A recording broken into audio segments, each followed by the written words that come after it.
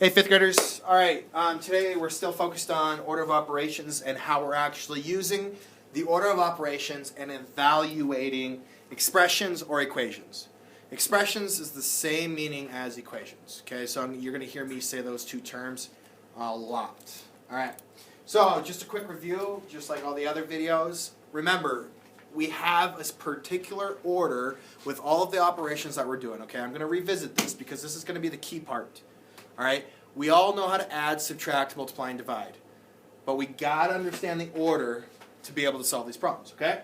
So remember, if we see parentheses within an expression, we know that we have to do whatever's inside the parentheses first, okay? If we happen to see exponents, we know that that's what we have to do second, okay? And then our third step is multiplication and division. If I see multiplication and division within that problem, I got to do those after I do my parentheses and exponents. Remember, if we only have multiplication and division, we have to do it left to right, okay? And then the same rule applies to addition and subtraction, which is our last order of operation. If we have addition and subtraction in an expression, I know that I have to do it left to right, okay? So just wanted to review that quickly here, and then we're going to start up with a warm-up problem, okay? So let me get over to my PowerPoint. All right, we are in session 2 today. Okay, so our warm-up problem right here. All right, so whenever I'm evaluating an expression or equation, I got to think to myself, all right, how many operations are in the problem, and what operations do I have? Okay, so when I look at this warm-up problem, I see no parentheses, so I know I don't have to worry about that first. Then I notice there is no exponent, so I don't have to worry about that either, okay? So then I notice no multiplication, no division, and I notice that I only have two operations, and that is subtraction, and that is addition. Now, if you follow our rules of order of operations, if I have addition and subtraction in the same problem, I have to perform it left to right, particularly when you see no parentheses. So, first off, I see 24 minus 2. The key part here is doing one step at a time. 24 minus 2 is 22. I rewrite my equation. 22 plus my remaining part is plus 2, and I get 24. I completed the first part. Evaluate the expression. I get 24 right there. Okay, now we got to do the second part. All right? The second part says, how could you use parentheses to change the value of this expression to 20? Well, I know that I have to use parentheses around one of the operations. Now, bells should be going off right now that 2 plus 2 equals 4. Okay? If I take 4 away from 24, I get 20, right? Well, without parentheses, I know that I have to perform this left to right. But with parentheses, I know that I have to do 2 plus 2 first in that particular instance. So, once again, I do one step at a time. I do my parentheses first now that I've added them, and I end up with 2 plus 2 is 4. Then I rewrite it, and I end up with 24 minus 4, and I evaluate that, and I get 20.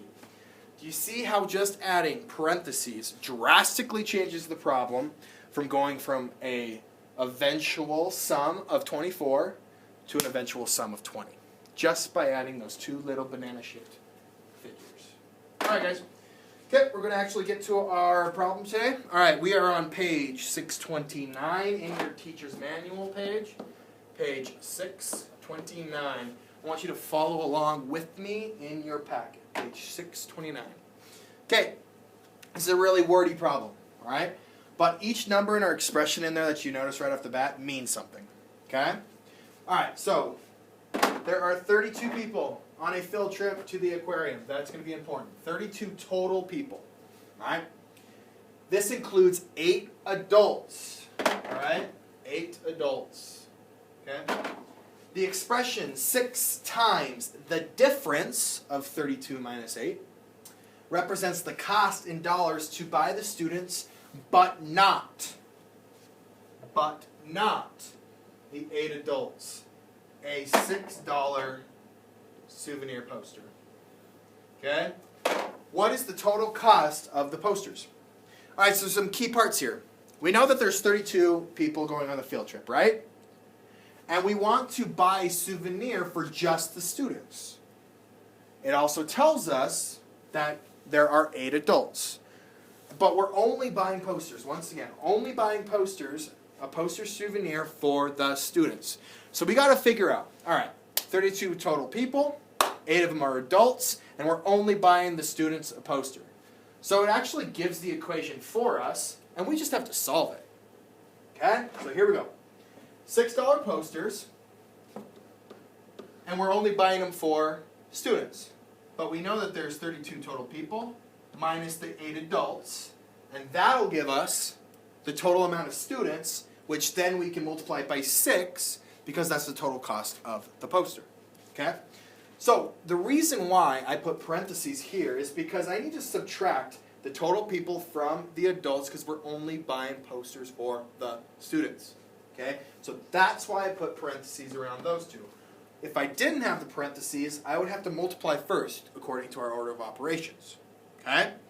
So, first things first, I always do whatever's in the parentheses first, and I have 32 minus 8, which gives me, key indicator here, once again, I'll repeat this over and over and over, is we have to do one step at a time. So 32 minus 8, 24. I rewrite my equation with the parts that I haven't completed yet. I got 6 times. 6 times 24. Okay, I don't know what that is off the top of my head, so I'm going to find a place to rewrite it.